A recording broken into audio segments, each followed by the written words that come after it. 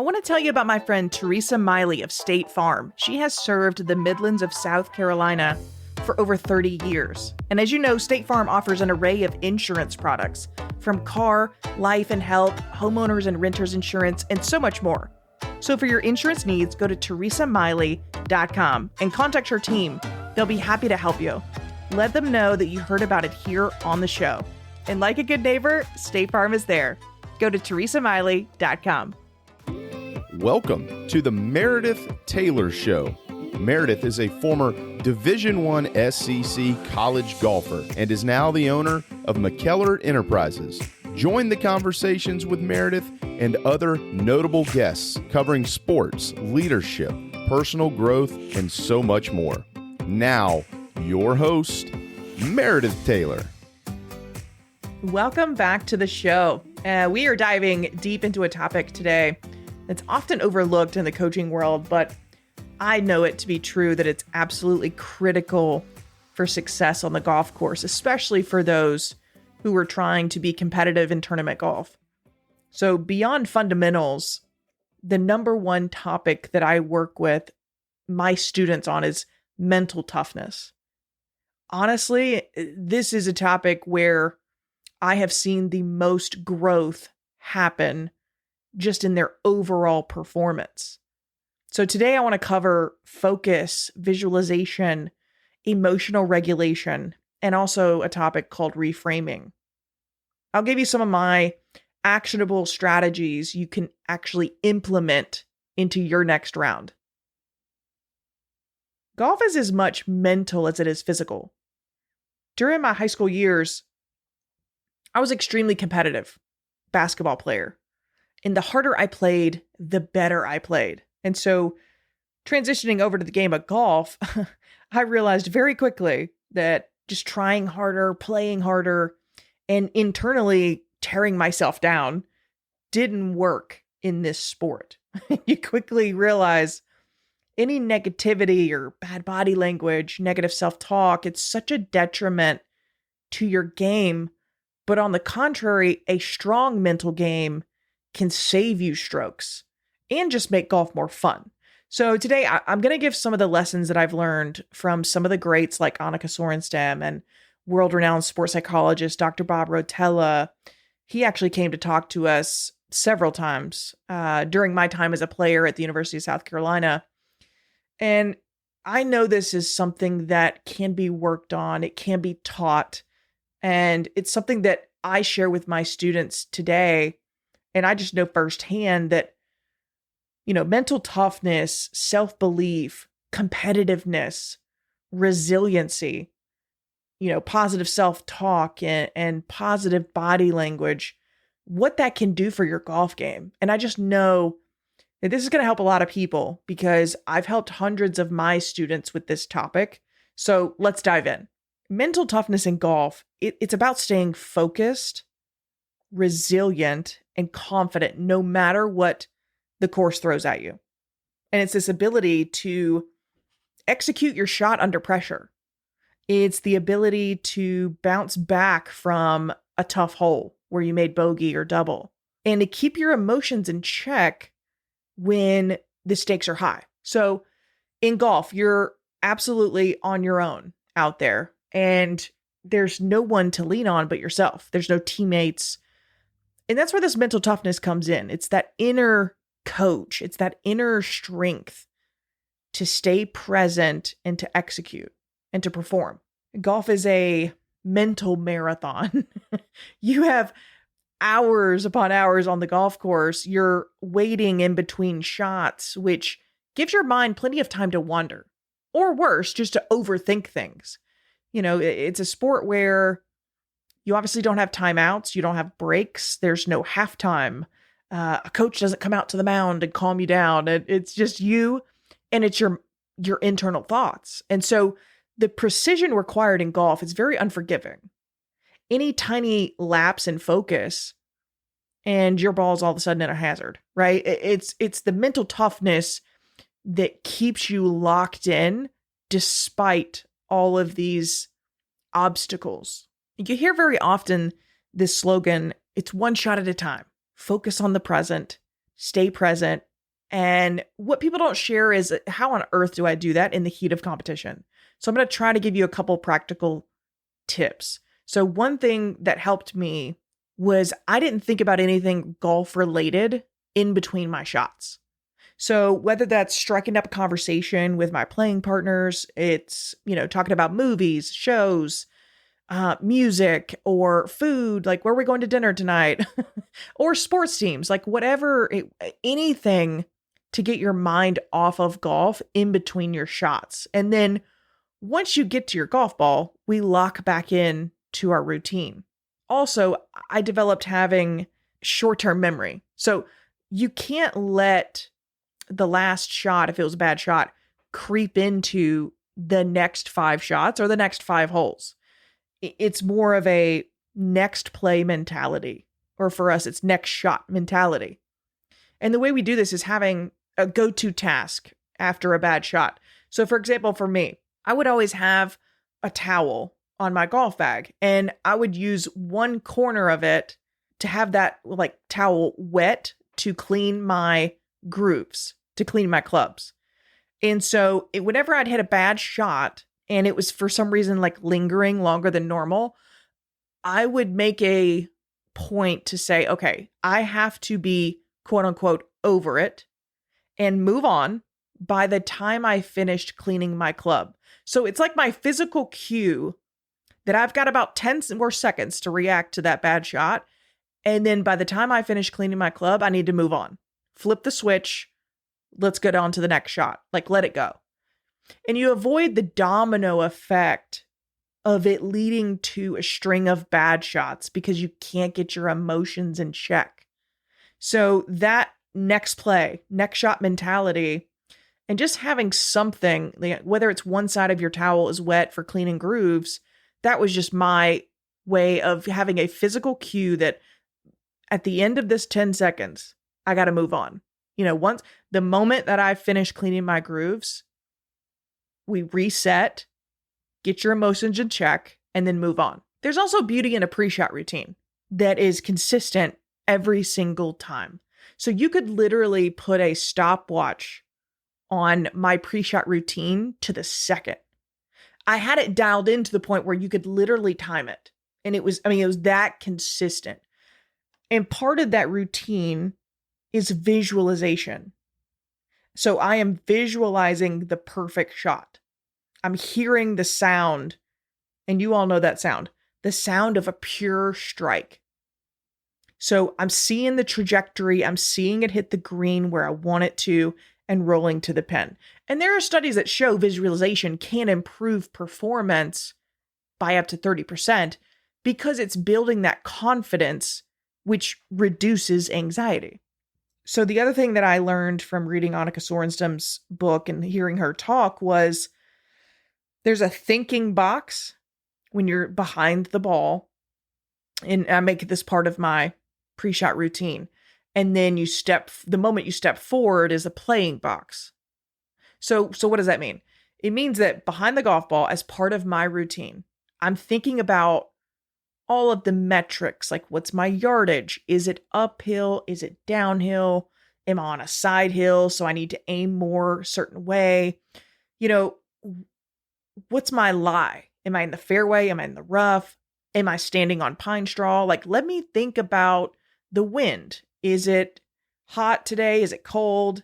That's going to affect my shot. So I'm taking all these things into account, right? Because I got to get the right yardage based on all of these factors. So I'm in the thinking box behind the ball. And so once I know I have the right yardage, I know I have the right club. So now I'm committed to that. So now it's all about course management. Where do I see this ball landing? Do I need to avoid certain areas around this green? Are there bunkers left? Is there water short? All these sorts of things. We have to figure out all of this behind the golf ball. And I'm giving myself the highest probability chance to get out of there with a par at worst. So for some people, it can be, you're taking a deep breath. It could be practice swing. It could be visualization of the trajectory on that start line. once I've done all of the pre-shot routine and I've thought about all the metrics that I needed to get to that number. So, okay, all of that's while I'm behind the golf ball. And the moment that I step forward, I've totally committed to that number, to all the conditions, etc. So now I can flip that switch in my brain that goes straight into the quote unquote playing box. And so there's nothing technical going on in my brain. I've already done all the work, right? So I'm not worried about, is this the right club? I don't know. I've already determined all of the factors. So now, as I step forward, I'm just thinking about my setup and my target. It's very simplistic. So I step into the shot with 100% confidence and 100% clarity on my thought process of how I got to the number and the conditions, and all of that's already been factored in the quote unquote thinking box, meaning behind the golf ball. And so that helped me to step forward with 100% confidence that I've got the right club, I've got the right number, and all of those things were taken care of. And now I turn my brain off and all I'm thinking about is the target. And it frees you up tremendously. And I've seen this with my students where they can mentally have that checklist of focusing on what they can control, which is thinking about all of these variables that are necessary to get to the right conclusion on that actual number. Secondly, using that pre-shot routine to take a deep breath. It's something that's repeatable. It's consistent. It's also very calming. And the next phase would be visualizing success and seeing that ball landing where you want it to. The other thing that I teach my students is, hey, we're all going to miss shots. It's bound to happen. You're going to have to get used to it. You're going to miss shots. And it's shocking to me how many kids that I teach, they initially think that they should never miss a shot, as if they're going to hit everything perfect for 18 holes. And, it's one of those things that you have to tell these kids, look, you're going to miss shots. Pros miss shots. You have to get used to, it's not a game of perfect, right? But if we can do everything that we can before the shot happens to mitigate risk, play the percentages to our favor, we can still step into this shot with confidence. Now, when we do miss a shot, what's the first thing that pops into our head? In my experience, the most normal human being reaction is it's going to be negative. It didn't turn out the way we thought it was going to turn out. We didn't execute the shot that we envisioned. Okay. This is where experience comes in. And this is where I can help my students the most, is they start to hear my dialogue and my voice when things don't go well. Because my mind has been trained to immediately flip to the positive. I trained my mind to do that. And it's called reframing. So over time, I trained my brain to immediately flip the moment I made a mistake. I will say, let's say I miss an iron shot, I'll say, all right, I'll still make par. I'm fine. No factor. And I'll say things like, oh, that's why I have a good short game, right? That's why I practice chipping. It's if I miss a shot, I can still get it up and down. It's no problem. It's one missed shot. It's not going to bother me. It won't affect my next shot because I've reframed it to the point where I can say, I'll still make par, which gets me to that next play mentality. So there's nothing that happens on a golf course that's going to bother me. It's not going to affect my mood. It definitely won't affect my confidence. It's not going to affect my mental toughness. And I'm going to compete as hard as I can, despite if I miss a shot. And we're going to miss shots. Like, understanding that is just part of that maturity that needs to happen. And a lot of the kids that I work with that think they should pure every shot every time, like I empathize with them because I thought that as well until I had someone tell me, look, you're going to have to let that go. We're not going to pure every shot every time.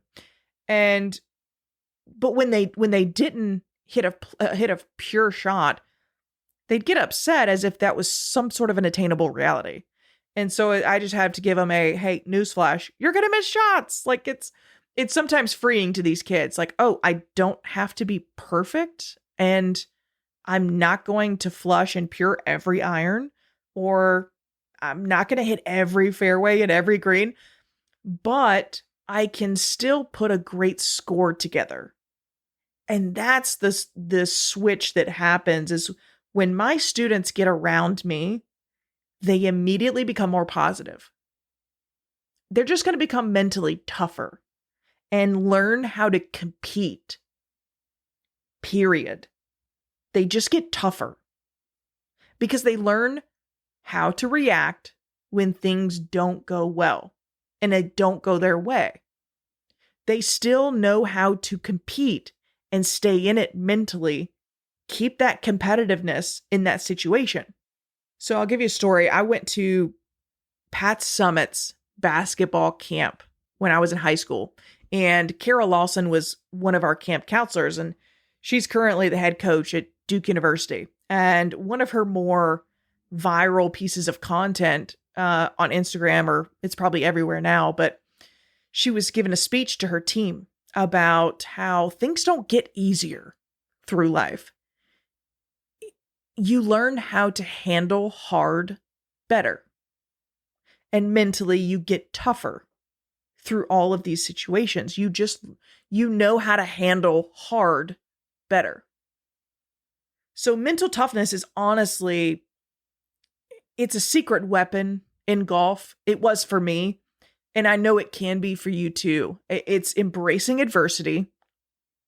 It's being resilient, being tough, and being confident. Despite what happens on a golf course, we don't quit. We don't let it affect our mood. We don't let it affect our routine. And we definitely don't let it affect our confidence. Bad shots are going to happen, but give yourself 10 seconds and then we move on. Next play mentality. And remember, your mind is really your most powerful club in your bag.